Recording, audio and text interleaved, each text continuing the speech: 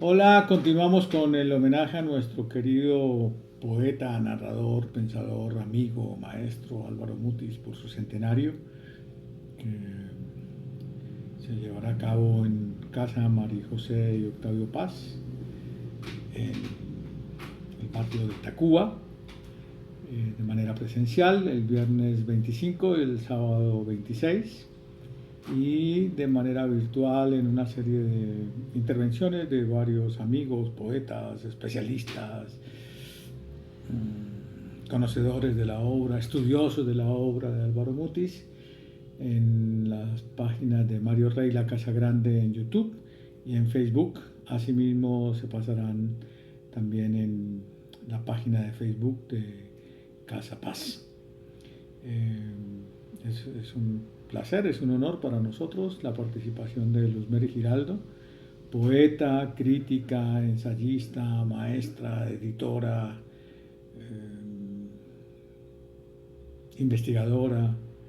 que ha escrito varios textos también sobre Álvaro Mutis. Los dejo con nuestra querida amiga Luz María. Celebrando los 100 años de Álvaro Mutis y festejando su misma creación literaria, tengo que destacar las cosas significativas y los aportes de su obra. Debo recordar que ya desde la década de los 40 y con la poesía, Álvaro Mutis crea un tono poético cuyo tenor definitivamente narrativo se sostiene en toda su obra, en su poesía y en su prosa. Es el mundo que va a caracterizar siempre desde lo que él llamó la desesperanza, eh, una desesperanza que liga a ciertos paisajes del trópico, ciertos paisajes que, como él mismo ha sostenido, se sostienen en el mundo de la infancia. Debo recordar también cómo desde el comienzo anticipa a Macrol el Gaviero, su alter ego, su heterónimo, si se quiere, ese personaje que también sale de la poesía y vive en sus novelas, con el que Mutis se identifica y le sirve de puente entre el héroe clásico y el héroe de la modernidad, ese héroe que es antiheroico, ese héroe que tiene que ver con un peregrino infatigable que está sujeto a destinos eh, infelices que no representan para nada las aventuras épicas. Este héroe, mm, activo siempre en sus aventuras, Macrol, de alguna manera lo vincula también a tópicos de la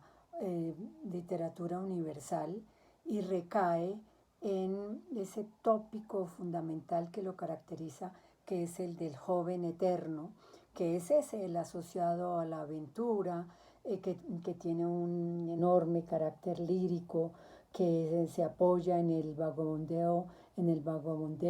y que en esa obra de Mutis está también muy relacionado con cierta mitología mm, nórdica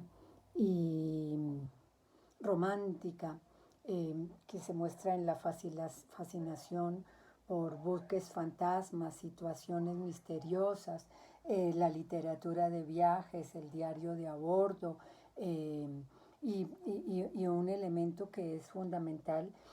que uno ve también en su literatura, que es el de el manuscrito hallado en una botella, con el cual se da una noción de lo misterioso, de algo que el lector ha de encontrar allí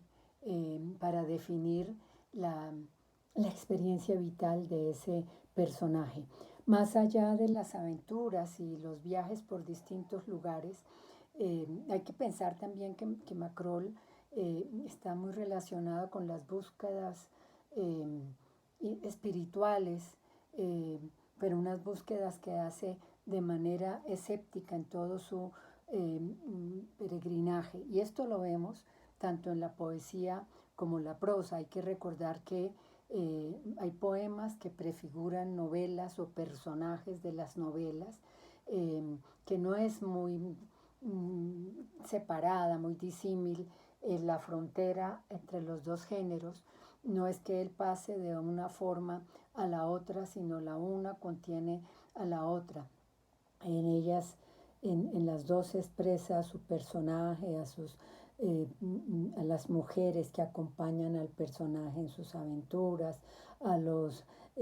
ambientes del trópico, en el que ese sopor de la tierra, de esa tierra exuberante de platanales y cafetales,